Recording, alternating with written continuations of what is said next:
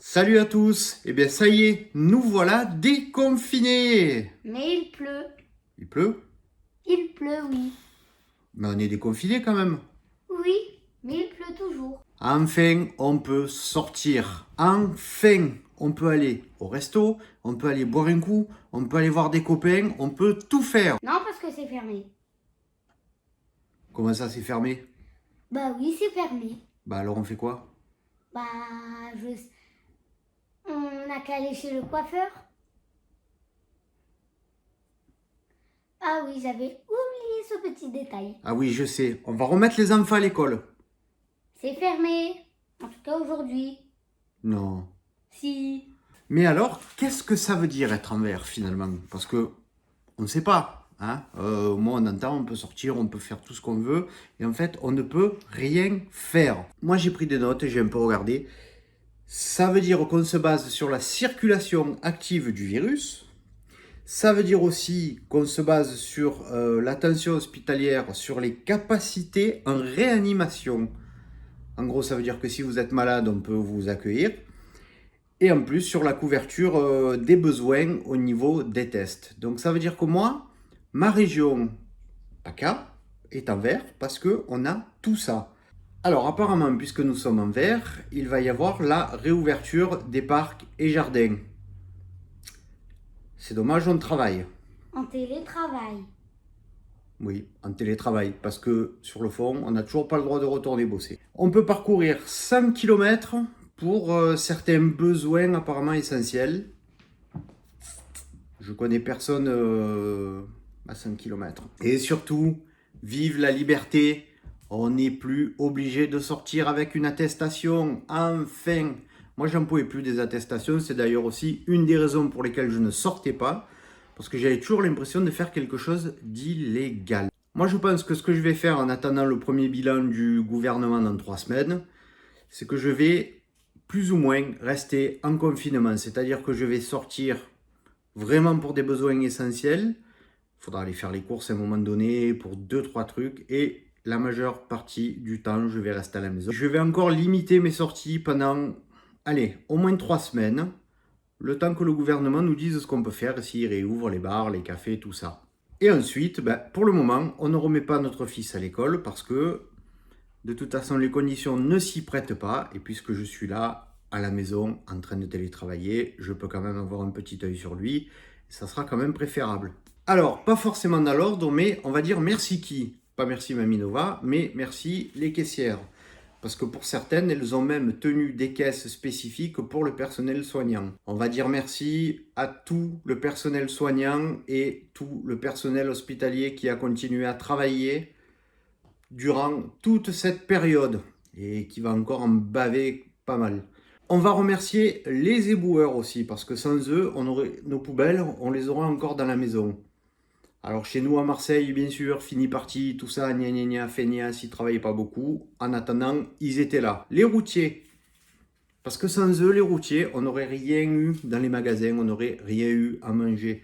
Si certains d'entre vous ont 50 roubles de PQ à la maison, c'est grâce aussi aux routiers. On va dire merci aux maîtresses, parce que les maîtresses, elles ont quand même été là, les maîtresses, les professeurs, on englobe tout le monde. Ils ont été là pour continuer plus ou moins à ce qu'on arrive à faire l'école à la maison. Ça n'a pas été toujours facile, ça va continuer d'ailleurs pendant un petit moment, mais si on a pu apprendre un peu quelque chose à nos enfants, c'est parce qu'ils étaient là aussi. On va dire merci aussi à la police.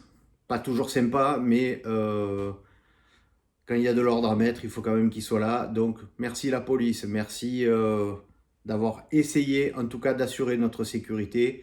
Et à l'avenir, essayer d'être quand même un peu plus sympa. Hein. Et on va dire surtout merci à tous ces gens en Amazonie, en Colombie, au Brésil, partout, qui ont permis que l'on puisse avoir du café. Parce que moi, je vous le dis, sans café, ça aurait été beaucoup plus dur. Alors un jour, mon fils m'a dit, mais papa, tu vas pas mourir si t'as pas de café. J'ai dit, non, moi, je vais pas mourir si j'ai pas de café. Par contre, toi, je garantis pas. Et ensuite, on va remercier tous ces gens qui n'ont servi à rien et qui nous prouvent que tous les jours, sans eux, Ça serait pas forcément mieux, mais ça serait pas forcément pire non plus.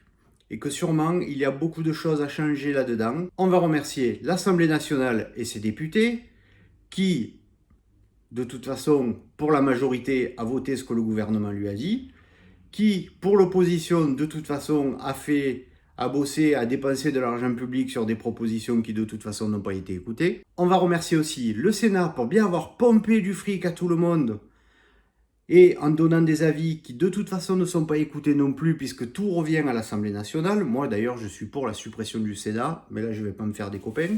Et on va remercier quand même notre gouvernement et notre président de la République, qui a quand même eu l'audace d'aller présenter un plan de déconfinement à l'Assemblée nationale, en leur expliquant que de toute façon, leur avis, on s'en foutait un peu. Moi, j'aimerais aujourd'hui qu'on me dise combien a coûté cet après-midi-là, où le Premier ministre est venu parler à l'Assemblée nationale, devant pas beaucoup de députés, notamment devant ceux qui ont voté pour ou contre, et aussi ceux qui n'étaient pas forcément là et qui en plus se sont abstenus. Donc merci à ceux qui ont voté pour, merci à ceux qui ont voté contre, quels qu'ils soient, parce que vous, au moins, vous avez fait quelque chose. Ceux qui se sont abstenus n'ont rien fait. L'abstention ne sert à rien. Des députés qui prônent la participation massive à des votes en disant que l'abstention fait gagner tel ou tel truc et qu'il faut surtout pas s'abstenir parce que c'est un devoir de voter, ben quand je vois que eux, dans l'hémicycle, ils s'abstiennent, excusez-moi, ça me fait rire. Alors du coup, ben, qu'est-ce qu'on va faire maintenant? Eh bien, on va attendre. On va attendre 3 semaines que le gouvernement dise ce qu'il a à dire. On va attendre 3 semaines de savoir si on continue à nous prendre pour des cons. Et surtout, on va attendre aussi de savoir si on va être reconfiné. Parce que soyons clairs, vu comme ça se passe aujourd'hui et vu comme ça s'est passé, les queues au McDo, les queues devant les magasins de bricolage, je suis pas sûr qu'on va tenir longtemps déconfiné. J'espère me tromper, j'espère qu'on n'ira pas jusque-là. Mais croyez-moi, je pense que l'été, on va le passer à la maison. Je vous souhaite à tous une bonne journée, une bonne première journée de déconfinement.